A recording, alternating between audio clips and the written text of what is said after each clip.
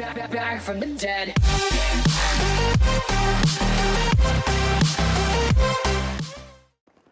What's up guys, it's Battlefield Follower here, also known as Rage, and today we're going to be going through a whole lot of information about Battlefield 1's weapons and gadgets.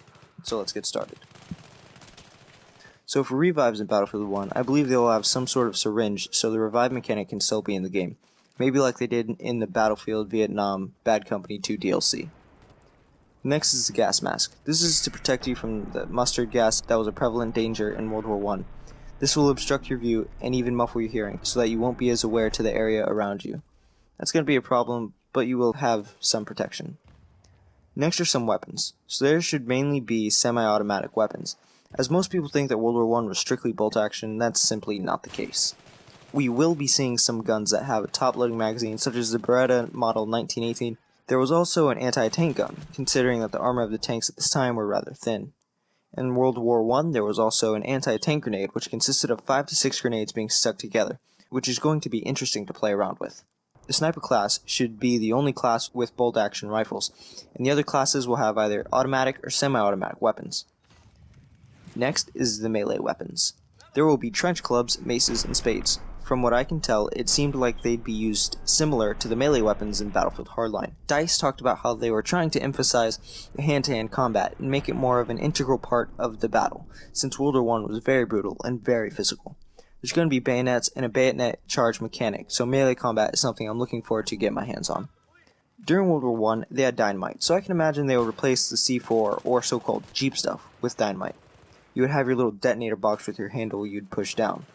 Now the real question is, can we put that dynamite onto the horses, so we could have some suicide horses? Kinda morbid, but that's what everyone's thinking. I can't say, but I believe we have some pretty fun times ahead of us. Battle pickups are another part of Battlefield 1 that I think is going to be very cool. As we'll see in the trailer, there's going to be flamethrowers. I feel that it's going to be powerful, with a good amount of spread, but if you get hit in the back, then you're going to explode into flames, and maybe kill your teammates around you in a fiery inferno. So that's something to look out for. Another very important class of weapons I feel will be the most used weapons in the game is going to be the shotguns. So in World War I, there were trench shotguns that were made for trench warfare, hence the name. And so I hope these aren't too powerful, but I hope they don't get nerfed to oblivion. Level Cap talked about how he saw a guy shoot down a door with a shotgun, so that the level of destructibility will also be another cool thing to look forward to. There should be mounted water-cooled machine guns, similar to the 50 caliber weapons that they have in Battlefield 4, as well as a mounted anti-air. Now, anti-air in World War I had 2 water-cooled mounted machine guns. You didn't need rockets or heavy artillery to take out the biplanes because biplanes were rather fragile. Now, one of the things to be most excited for is the fact that there's no lock-on weapons.